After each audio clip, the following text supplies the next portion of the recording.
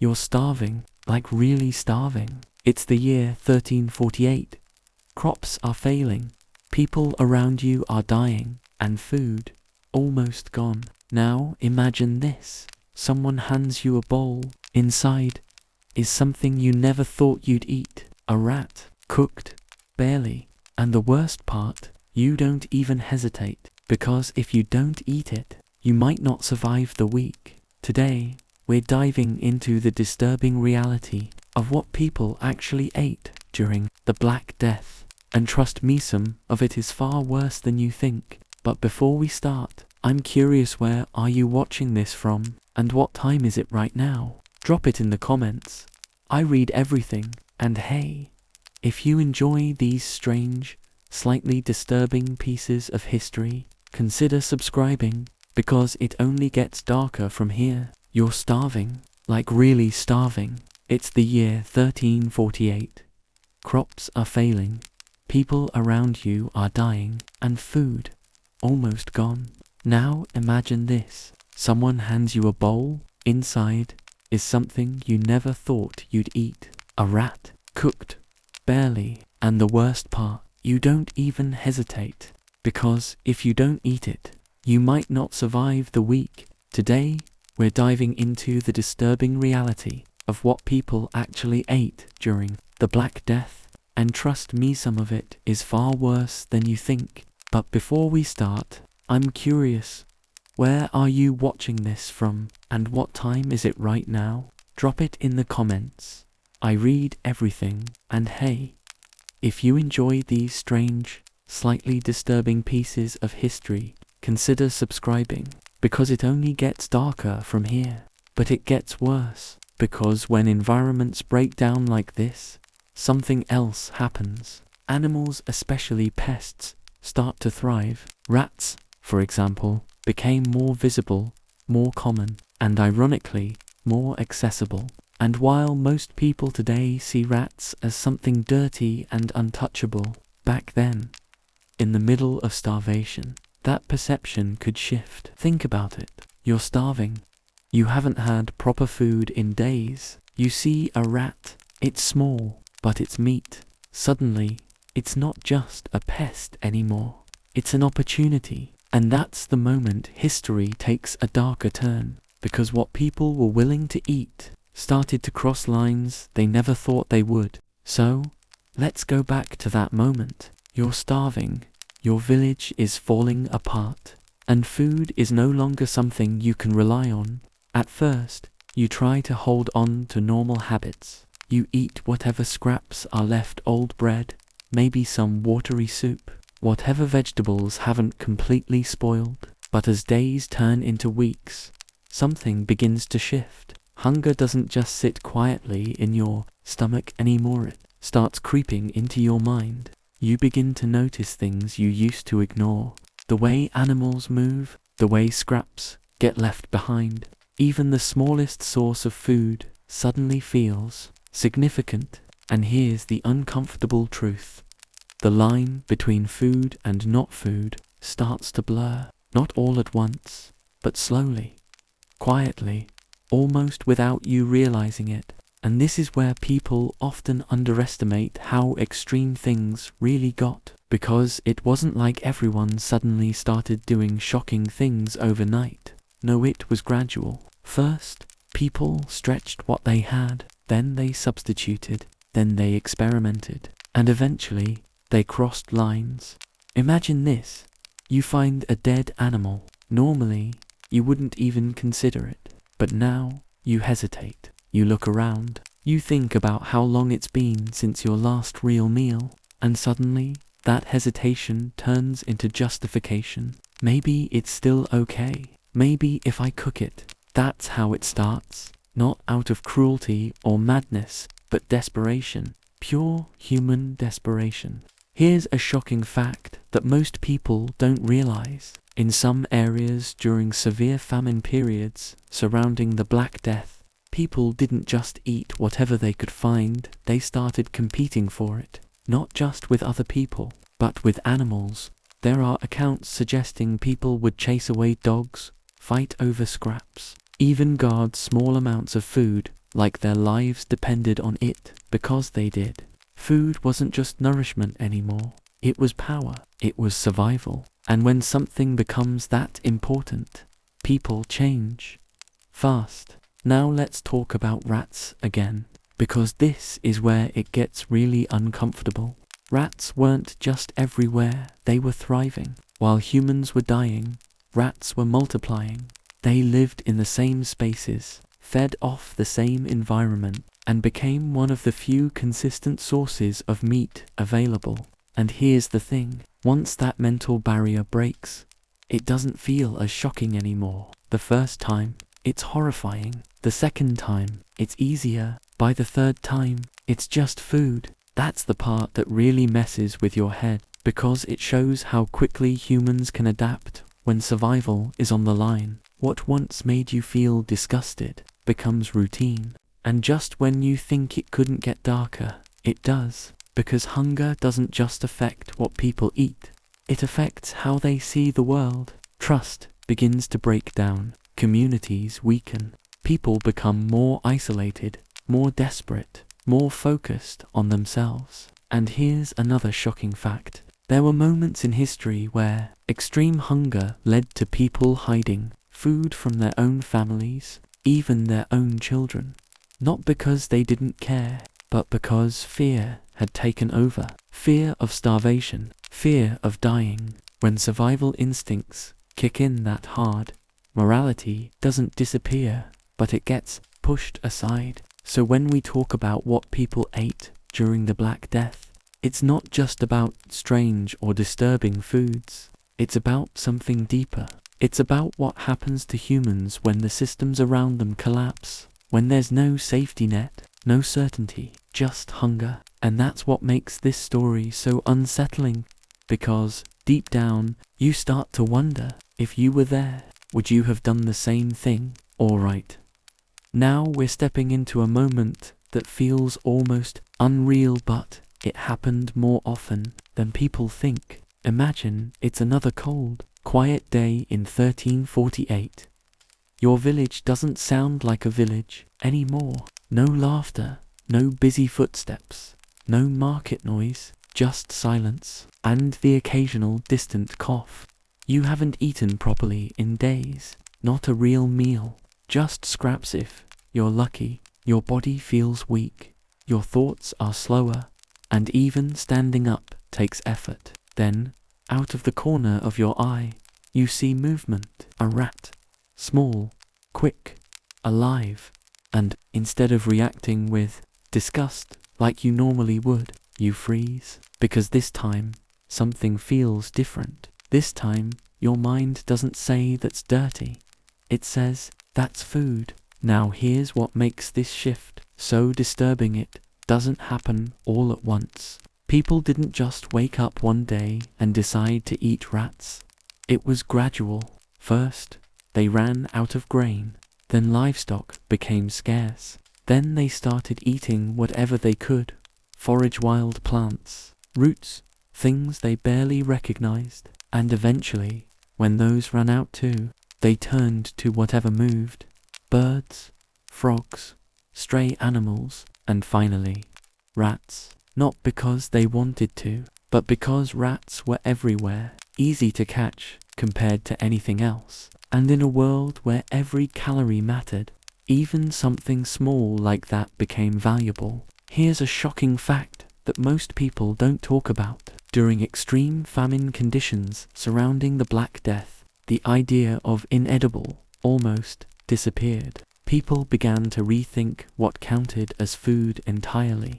It wasn't about culture anymore, or taste, or dignity. It was about survival. If something had meat on it, it could be eaten, and once that line was crossed, it didn't go back.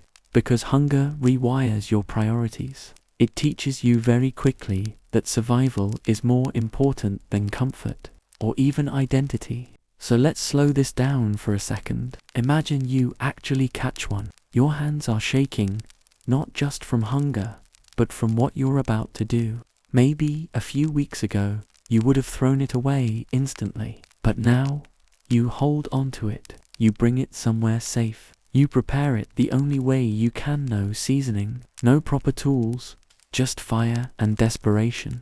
And then comes the moment that really matters. You sit there, staring at it. This is the line. Once you cross it, something changes. And eventually, you take that first bite, not because you want to, but because your body is louder than your thoughts. And here's the part that really stays with people. The second shocking fact. After a certain point, it stops feeling shocking. That's the scariest part. The first time is the hardest. But once you've done it, your brain adapts. What once felt disgusting starts to feel normal, necessary, even expected. And that's what the Black Death did to people. It didn't just take lives. It changed behavior. It changed limits. It showed just how far humans can go when survival is on the line. And if you're being honest with yourself, you have to wonder, if you were there, how long would it take before you did the same? So, let's stay in that moment a little longer. You've already crossed the line once. You've eaten something you never thought you would, and now the world doesn't feel the same anymore. At first, there's this strange mix of relief and discomfort. Relief, because, for the first time in days, your stomach isn't completely empty, but discomfort, because deep down, you know something about you has shifted. And here's the thing people don't often realize.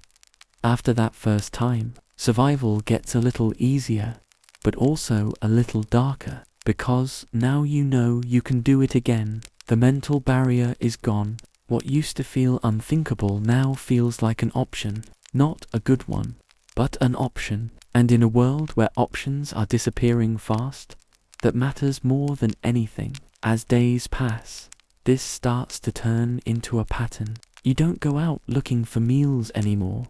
You look for opportunities, anything that moves, anything that can be caught, anything that might give you even a small amount of energy. And this is where daily life during the Black Death becomes something completely different from what we imagine.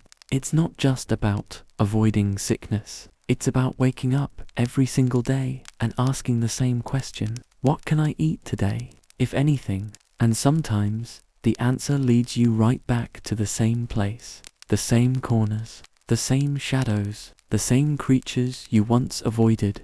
Rats stop being a shocking choice. They become part of a routine you never wanted. Here's another shocking fact. In times of extreme scarcity, people didn't just eat whatever they found. They started getting strategic about it. They learned patterns, where animals hid when they came out. Some even set simple traps, not as hunters, but as survivors. Think about that. This wasn't skilled hunting for sport or trade.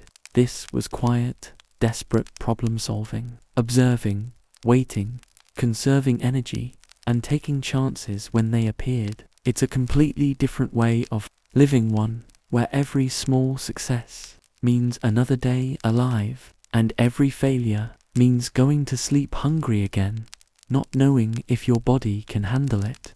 But there's something even more unsettling that starts to happen over time. The emotional reaction begins to fade. That strong sense of disgust you felt at the beginning, it dulls.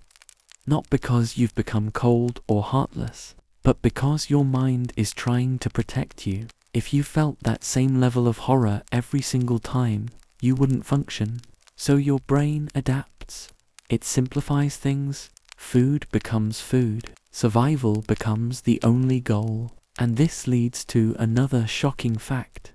In prolonged famine conditions, people can lose their sense of preference entirely. Taste, texture, even smell, those things become secondary. What matters is simple.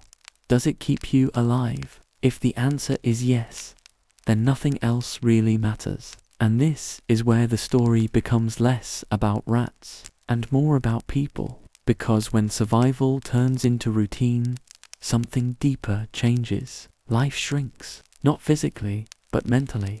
Your world becomes smaller. You stop thinking about the future. You stop thinking about comfort.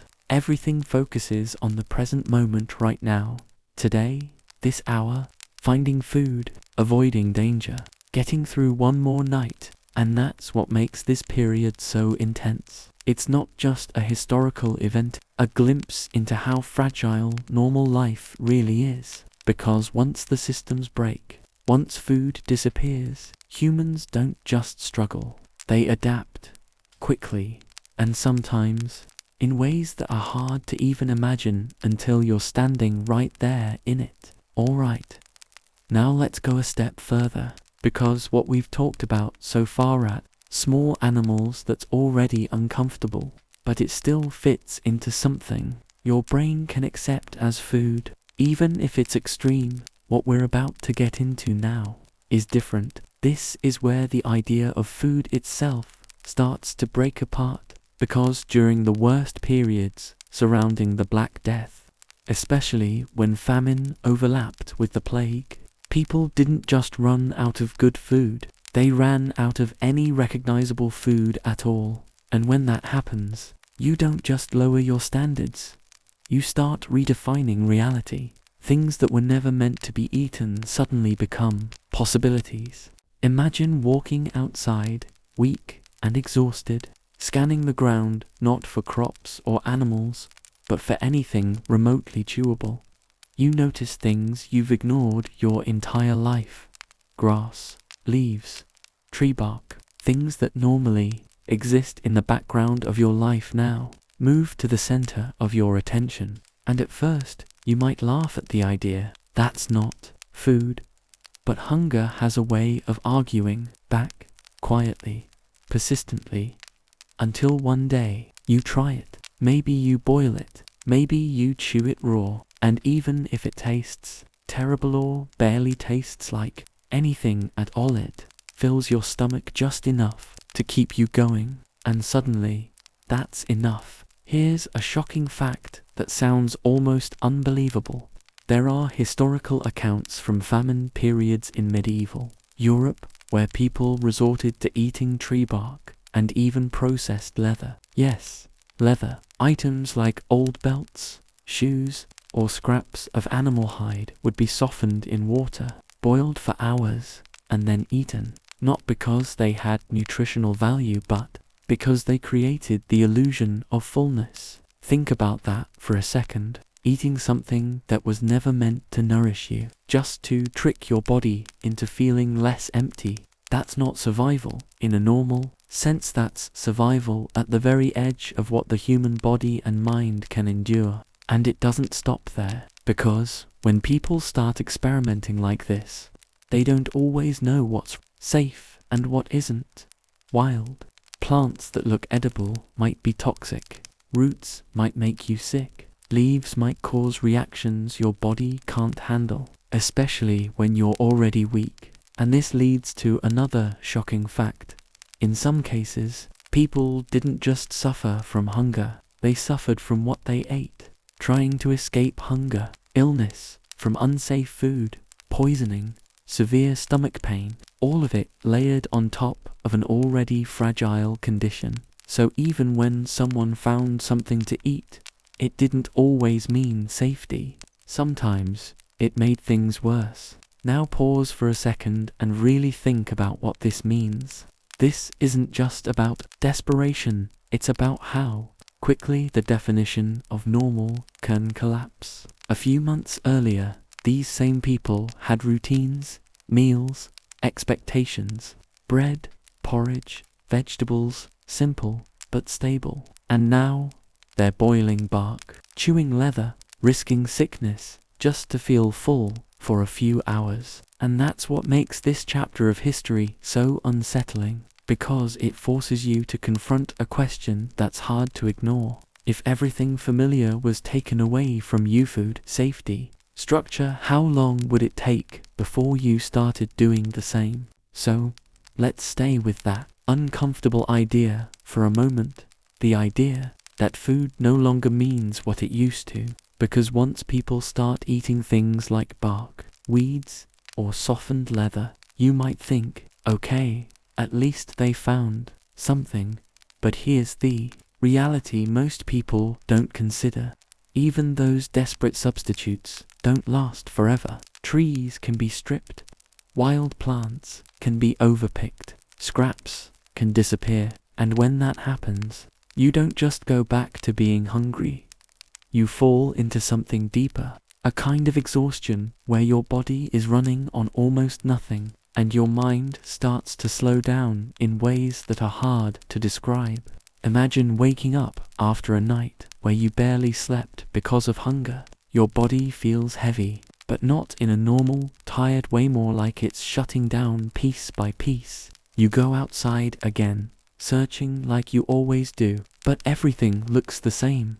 Empty, already taken, already used. The spots where you once found something, anything, are now just gone. And that's when the situation becomes truly terrifying, because now it's not about choosing strange food anymore. It's about having no choices left at all. And when humans are pushed into that corner, they don't just give up, they start doing things that feel almost unimaginable. Here's a shocking fact that rarely gets talked about. In extreme famine conditions linked to the same era, people sometimes began consuming food that had already been discarded or partially eaten, scraps from the ground, leftovers from animals, anything that might still contain even the smallest trace of nourishment. Think about that. Not fresh food, not even prepared food, just whatever remained. And while it sounds disturbing, it reveals something important about survival. Humans will keep going far beyond what we think is possible, even when dignity, comfort, and safety are no longer part of the equation. And as this continues, something else begins to change, not just physically, but mentally. Hunger at this level doesn't just weaken your body, it affects your thoughts, your emotions, your sense of reality. You become slower, more focused on immediate needs, less aware of anything beyond the present moment. And this leads to another shocking fact. Prolonged starvation can alter how people make decisions. It narrows your thinking. Long-term consequences don't matter anymore. Risks don't feel as important. Everything becomes about now, this moment, this chance to eat. And that shift can lead people to take actions they never would have considered under normal conditions. So when we talk about this period, it's not just about strange or disturbing food choices, it's about what happens when survival strips life down to its most basic level. No plans, no comfort, no certainty, just the constant search for something, anything to keep going. And the hardest part to accept is this. None of these people started out thinking they would end up here. They had normal lives, normal routines, normal meals. But little by little, as everything around them collapsed, they adapted. Because that's what humans do. They adapt. Even when the world they're adapting to feels almost unrecognizable. Alright. After everything we've talked about, bark, scraps, you might be thinking, okay, but what about normal food? Didn't they at least still have bread? And that's a fair question, because bread was the foundation of medieval diets. It was simple, filling, and for many people, it was the one thing they relied on every single day. But here's where things take another dark turn, because during the Black Death, even bread, something so basic, so familiar, started to become dangerous in ways most people never expect. Let's imagine you finally get your hands on some flour. Maybe it's old, maybe it's been sitting in storage too long, maybe it's mixed with whatever was left behind after everything else ran out. But at this point, you don't have the luxury of being picky. You bake it anyway. The result isn't the kind of bread you're used to. It's darker, heavier, sometimes bitter, but it's still bread, and that's enough. Or at least, it seems like enough. Because what many people didn't realize at the time is that not all grain is safest, especially when it's been stored in poor conditions or harvested during difficult seasons. Here's a shocking fact. that sounds almost unreal but is historically documented. Some medieval bread was contaminated with a fungus called ergot. This fungus grows on rye and other grains, especially in damp conditions, and when people unknowingly consumed it, it didn't just taste bad, it caused serious physical and mental effects. We're talking about burning sensations in the body, severe pain, muscle spasms, even hallucinations. Imagine already being weak, starving, surrounded by sickness, and then the one thing you trust to feed, you start making your body feel like it's on fire. Now think about how confusing and terrifying that must have been. You eat bread, something that's supposed to help you, and instead, your body reacts in ways you can't understand. Your hands might shake, your vision might blur, you might even start seeing things that aren't there. And this leads to another shocking fact. Some historians believe that outbreaks of ergot poisoning, sometimes called St. Anthony's fire, added to the fear and chaos during the medieval period. People didn't know what was causing it. They didn't understand contamination or fungus. So when symptoms appeared, it felt like something supernatural or even like a curse.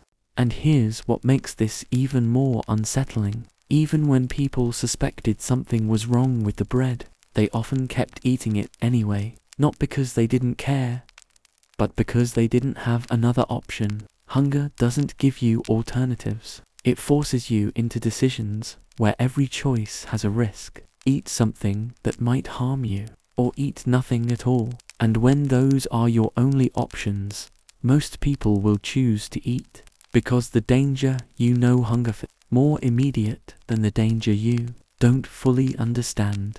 And that's what makes this chapter so disturbing. Even the normal food wasn't safe anymore. So, imagine this. You finally manage to find bread against something that feels familiar, something that feels safe. After everything you've been through, this should be a relief, right? A return to something normal. You hold it in your hands. Maybe it's darker than usual, a little rough, maybe even smells slightly off, but it's still bread. And at this point, you don't question it too much. You can't afford to. You eat it slowly at first, then faster, because your body takes over, and for a brief moment, you feel something close to comfort. But then, something changes. At first, it's subtle, a strange warmth in your body, not the comforting kind, something sharper, more unsettling. Your fingers might start to tingle. Your stomach tightens in a way that doesn't feel like hunger anymore, and then it spreads. That warmth turns into burning. Your muscles feel tight, almost like they're being pulled from the inside. You don't understand what's happening. You ate food, this was supposed to help, but instead, it feels like your own body is turning against you. And this is where fear really starts to set in, not just of hunger, but of the food itself. Here's another shocking fact. Ergot poisoning didn't just cause physical pain. It could also affect the mind in terrifying ways. People reported vivid hallucinations, seeing shapes, shadows, things that weren't there. Imagine already living in a world filled with death, disease, and uncertainty. And now your own senses betray you. You might see figures in the dark, hear things that no one else hears. And because people at the time didn't understand science the way we do now, these experiences were often interpreted as something supernatural, curses, punishment, evil forces. It blurred the line between illness and fear in a way that made everything even more intense. And it gets even darker, because sometimes the effects didn't stop at pain or hallucinations. In severe cases, ergot poisoning could cut off blood flow to parts of the body, leading to tissue damage, fingers, toes, slowly turning dark, numb, and eventually lost. Think about how horrifying that is. You're already starving, already struggling to survive, and now, the very thing you relied on to stay alive might take something from you permanently. That's another shocking fact people rarely talk about. Food during this time wasn't just unreliable, it could be actively dangerous in ways people couldn't predict or control. And yet, even with all of this, people kept eating it. That's the part that really stays with you, because it shows just how limited their choices were. It wasn't ignorance, it was necessity. When your body is breaking down from hunger, you don't have the luxury of waiting for safe food.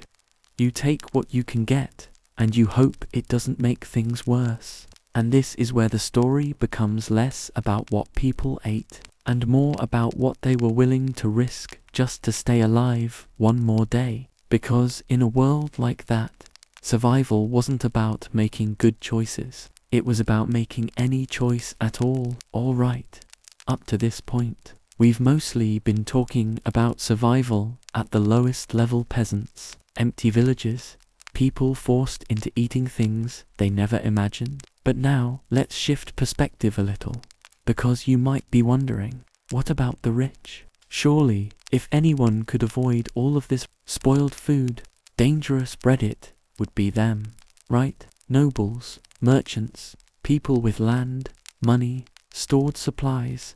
They should have been safe. They had access to better food, cleaner storage, more variety. On paper, their lives looked completely different, and for a while, they were. Imagine stepping into a wealthy household during the early days of the Black Death.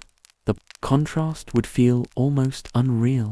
While villagers struggled, these homes still had structure. Meals were served, tables were set. There might be roasted meats, fresh bread, maybe even imported spices if the household was wealthy enough.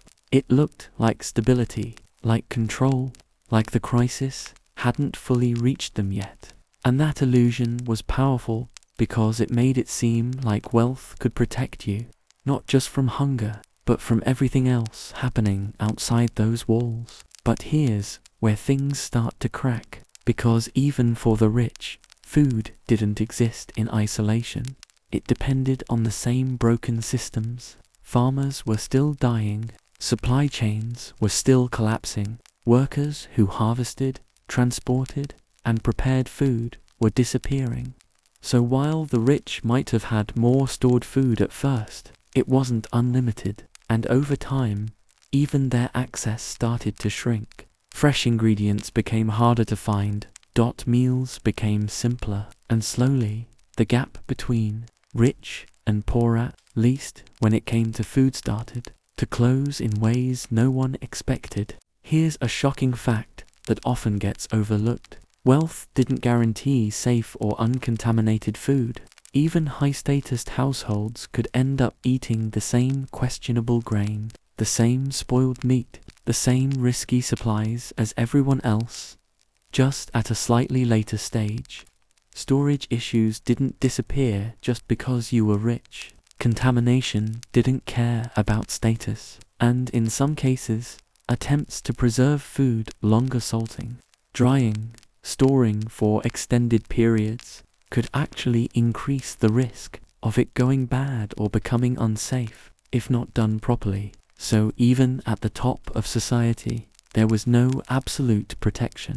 And this leads to something even more interesting and unsettling, because when the rich started to feel the same pressures, even in smaller ways, it changed behavior across society.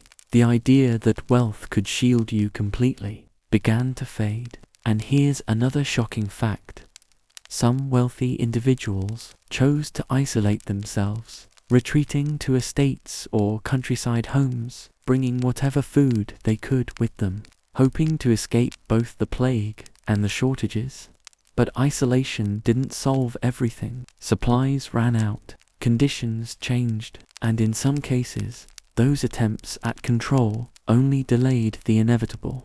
Because in a crisis this big, no one was truly separate from the system that was collapsing. So what does this tell us? It shows that during the Black Death, food wasn't just about survival at the bottom, it was about the breakdown of certainty at every level.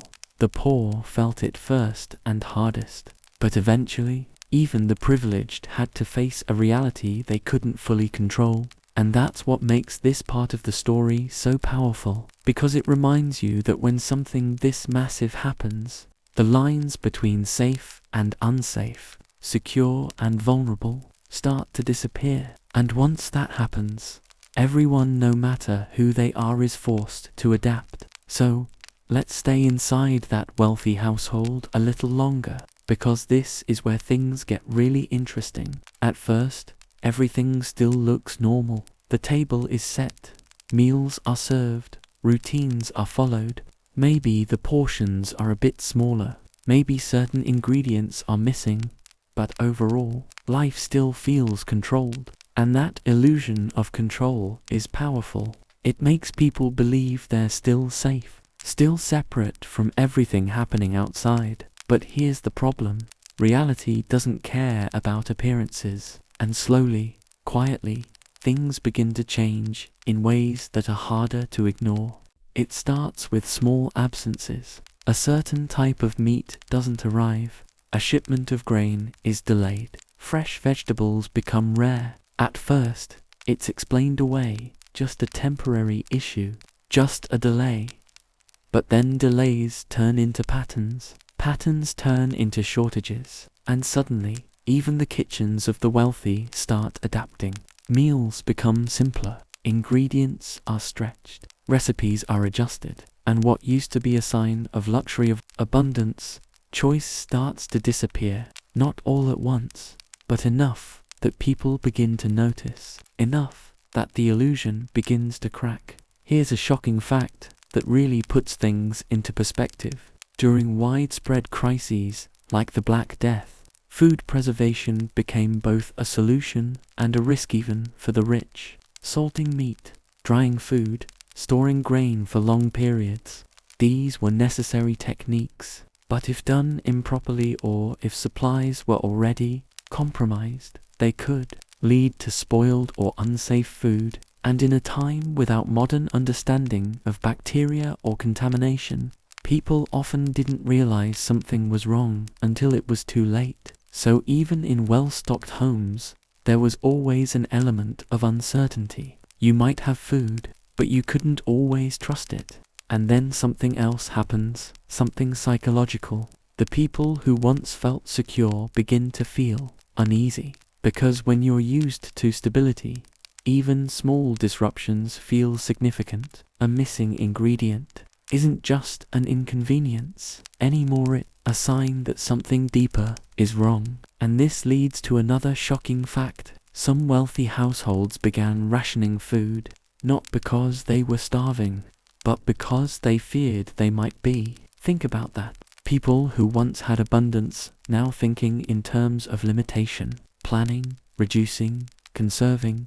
That shift from confidence to caution just how far the impact of the crisis reached. And this is where everything starts to connect, because by this point, the difference between rich and poor isn't about having food versus having none. It's about how long you can hold on before things change. The poor felt it first, the rich felt it later.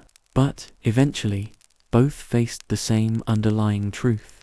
Food was no longer guaranteed, and once that certainty disappears, everything else begins to feel unstable too. That's what makes this chapter so powerful. Shows that in a world where systems collapse, even privilege has limits. And when those limits are reached, everyone, in their own way, is forced to confront the same question.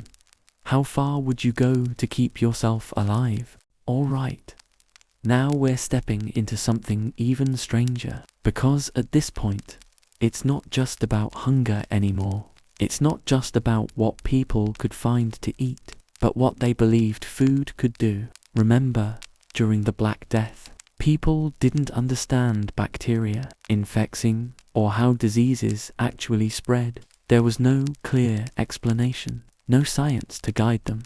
So when something this terrifying hit, people tried to make sense of it the only way they could. And one of the biggest ways they did that, through food. Not just as survival, but as protection, as medicine, as something that could possibly save them. Imagine living in a world where people around you are getting sick randomly, dying quickly, and no one knows why. One day you're fine, the next day you're not. So naturally, people start looking for patterns. What did they eat?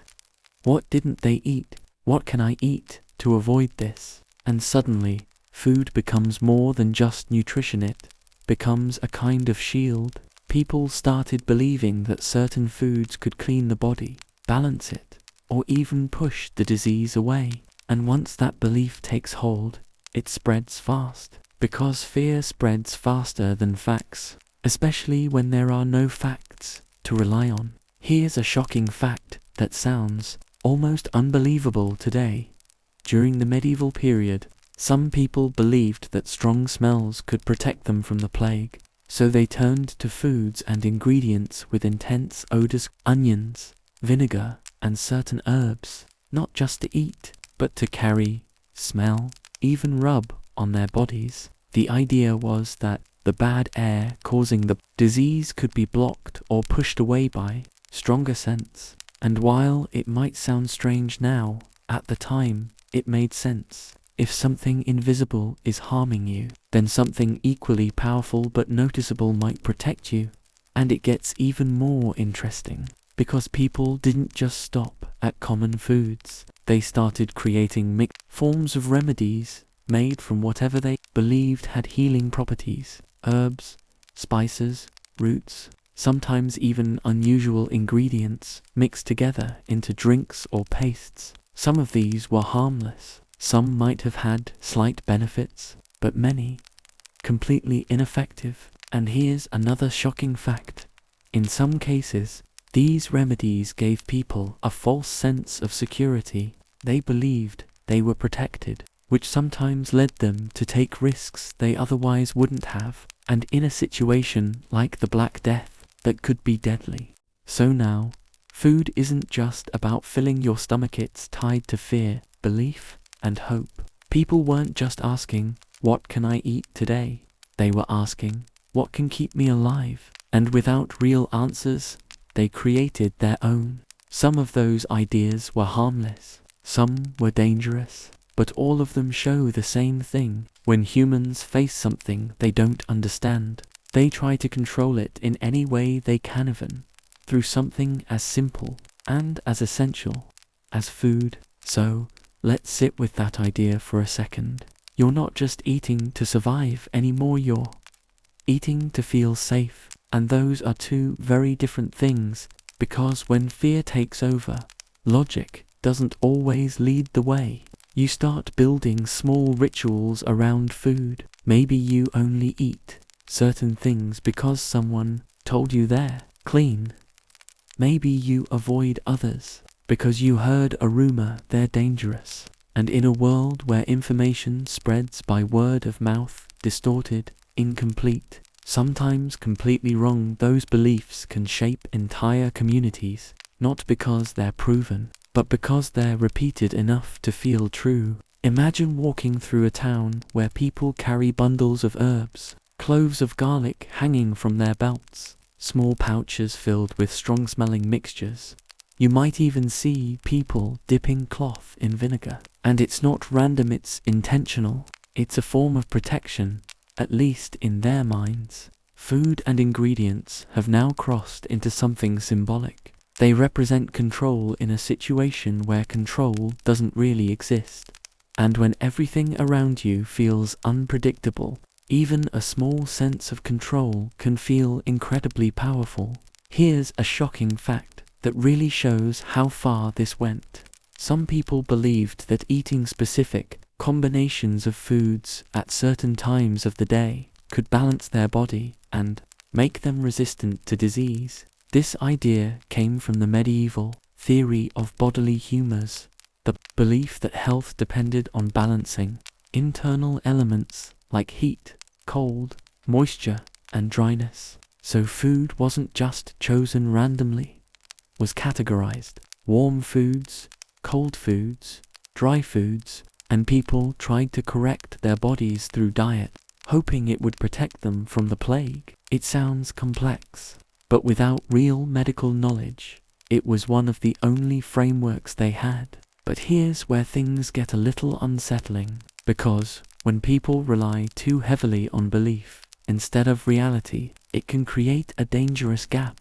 And this leads to another shocking fact. Some individuals became so confident in these food-based protections that they underestimated the real risks around them. They might stay in infected areas longer, interact more freely, or ignore signs of illness because they believed they were protected. And in a situation like the Black Death, that false confidence could spread the disease even further. So in a strange way, the same food that gave people comfort could also contribute to their vulnerability. And that's what makes this part of the story so complex. It's not just about being right or wrong, it's about being human. When you don't understand something as terrifying as the plague, you reach for anything that gives you a sense of safety. Food becomes more than nutrition. It becomes belief, routine, even identity. And while some of these practices didn't work the way people hoped, they still served a purpose. They helped people cope, because sometimes, in the middle of fear and uncertainty, believing you're doing something is the only thing that keeps you moving forward. Alright. By now, you've probably noticed something. Every step we've taken gets a little darker, a little more uncomfortable. And this chapter, this is where things start to feel almost unbearable to imagine, because we're reaching the point where it's not just about strange food, or risky food, or even unsafe food. It's about what happens when there's almost nothing left at all, when the land is empty, supplies are gone, and even the desperate alternatives we talked about before start to disappear. This is the stage where survival becomes less about choice and more about endurance. Picture this. You wake up, but there's no plan anymore. No place you know will have food. The routines you built searching certain areas, checking certain spots don't work anymore. Everything has been picked over, stripped, used, and now every step you take feels uncertain. You're not looking for a meal, you're hoping for a miracle, and that changes the way you move, the way you think. You start noticing the smallest details, tiny movements, forgotten corners, anything that might give you even the slightest chance, because at this stage, even the smallest thing matters. Here's a shocking fact that really shows how extreme this became. In some famine conditions linked to this era, people didn't just eat unconventional things, they consumed parts of animals that were normally discarded entirely. Bones were boiled repeatedly to extract whatever trace of nutrients remained. Skin, tendons, anything that could be softened or broken down was used, not for taste, not for enjoyment, but because there was literally nothing else. Imagine boiling the same bones over and over again, hoping each time that maybe there's still something left to give your body a little strength. And as this continues, something else starts to shift.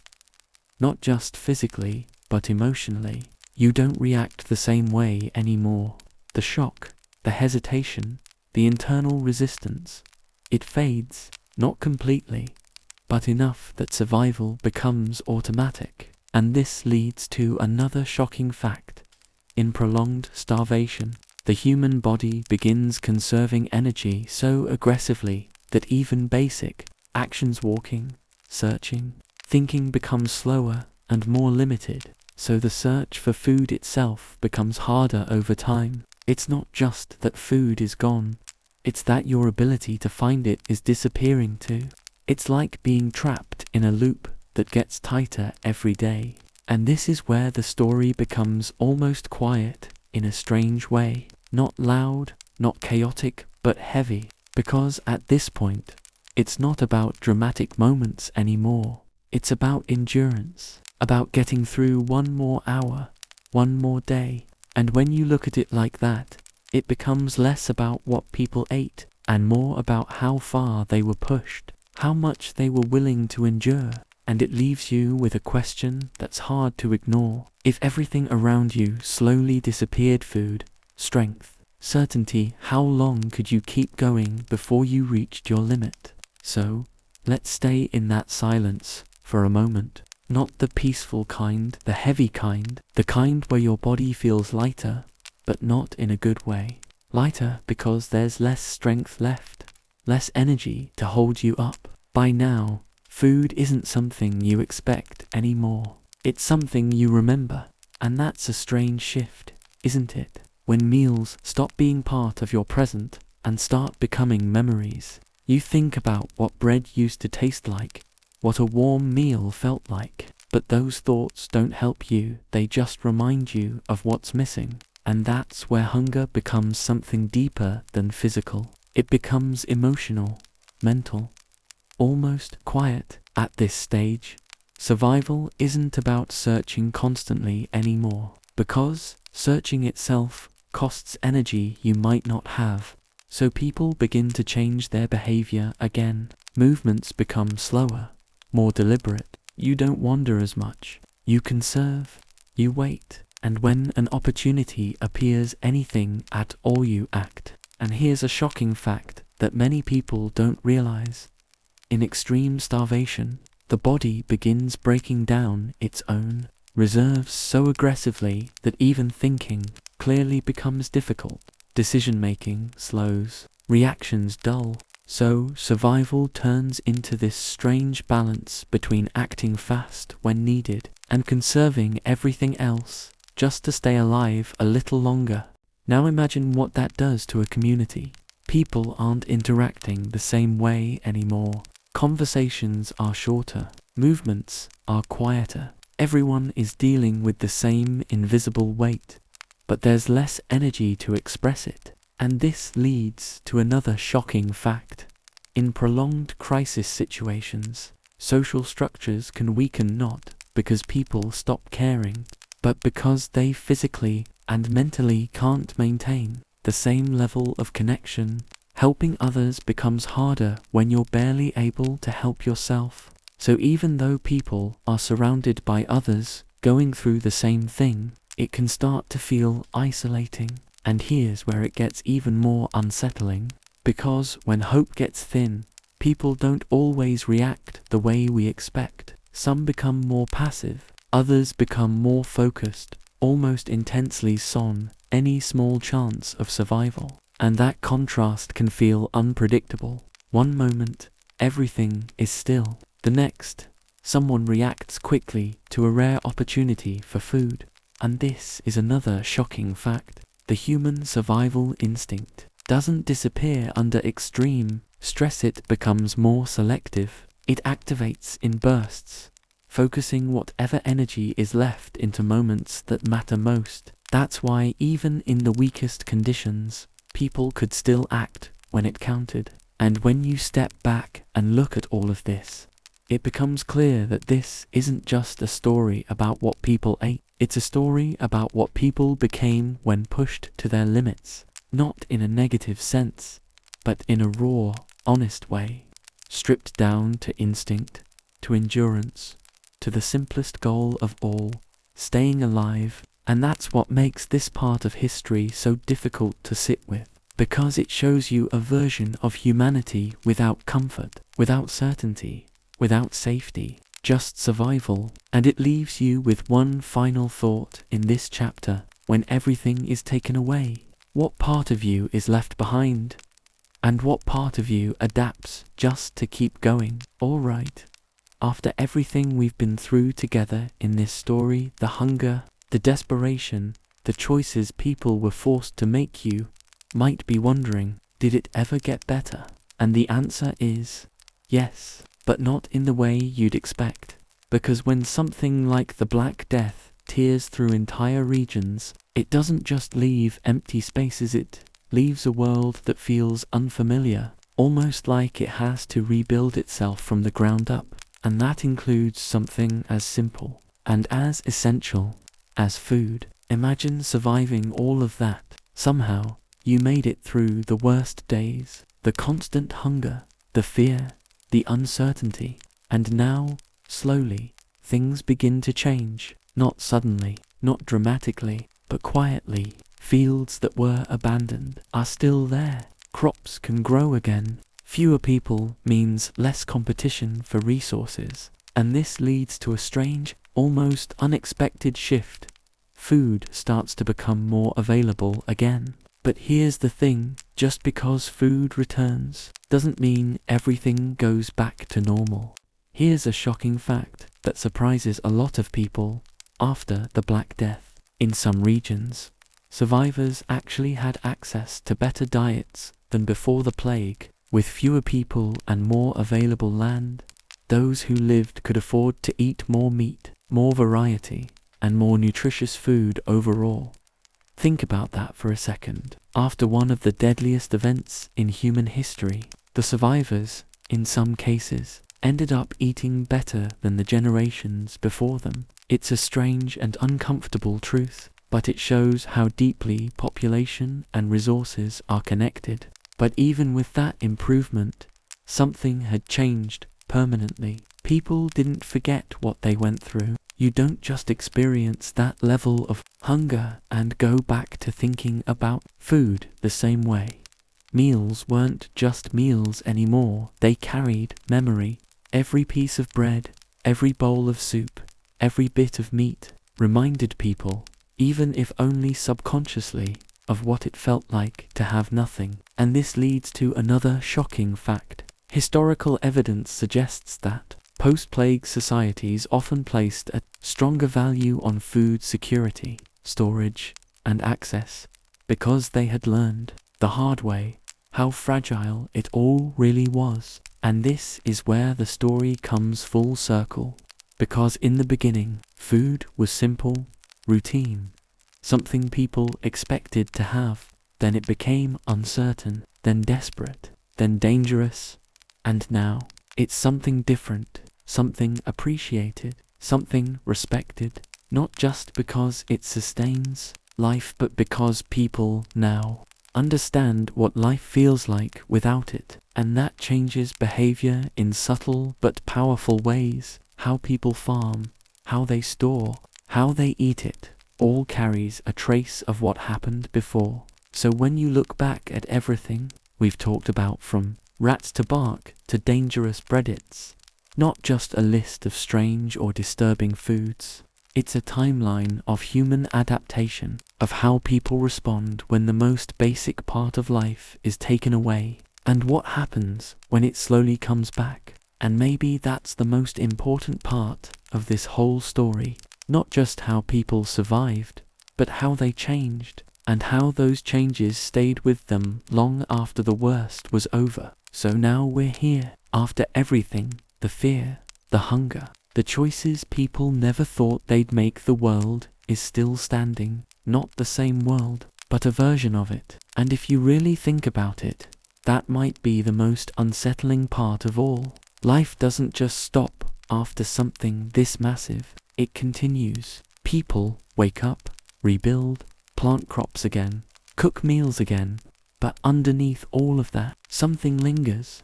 Because hunger like that doesn't just disappear, it leaves a mark, not always visible, not always spoken about, but it's there. Imagine sitting down to a meal after surviving something like this. Maybe it's simple bread, a bit of meat, some vegetables, nothing extraordinary, but the feeling is different. You don't just eat because it's time to eat. You eat with awareness, with memory. You know what it feels like to have nothing, to search for anything, to cross lines you never thought you would, and that changes the way you experience something as basic as food.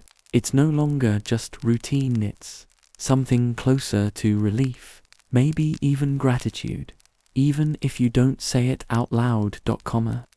Here's a shocking fact that really puts this into perspective. Major crises, like the Black Death, didn't just reshape economies or populations, they reshaped habits that lasted for generations. People became more cautious with food, more focused on storing it, protecting it, making sure it wouldn't disappear again so easily.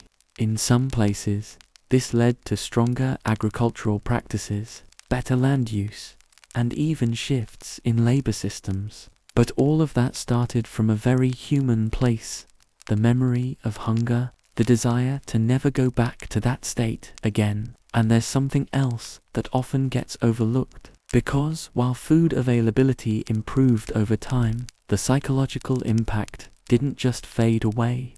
And this leads to another shocking fact: experiences of extreme scarcity can shape how people think long after the crisis is over. It can influence how much they save, how they share, how they react to uncertainty. Even if life becomes more stable, that memory stays somewhere in the background. It affects decisions in quiet ways, subtle ways, ways that might not even be obvious to the people living through it. So when you step back and look at this entire story, from the first signs of hunger to the strange, disturbing things people were forced to eat, all the way to recovery, you start to see something deeper. This isn't just about history, it's about human nature, about how quickly things can change, and how deeply those changes can shape us. Because at the end of the day, this story isn't really about rats, or bread, or bark. It's about survival, about adaptation, and about what happens to people when the most basic part of life, food, is taken away, and then slowly, carefully given back. So, next time you sit down to eat something simple, something normal, just pause for a second, because what feels ordinary to you wasn't always guaranteed. There was a time when people would have done almost anything for a single meal, when the line between food and not food disappeared completely, when survival meant making choices you never thought you'd face. And that's what makes this story so powerful. Not just the shock, not just the history, but the reminder that everything we take for granted can change faster than we think. If you made it this far, I'm really glad you stayed, and I'm still curious, where are you watching from, and what time is it right now? I love seeing where you guys are from. If you enjoy slow, slightly unsettling history like this, hit subscribe, because there's a lot more strange, forgotten, and honestly unbelievable stories coming your way. And until the next one, sleep well.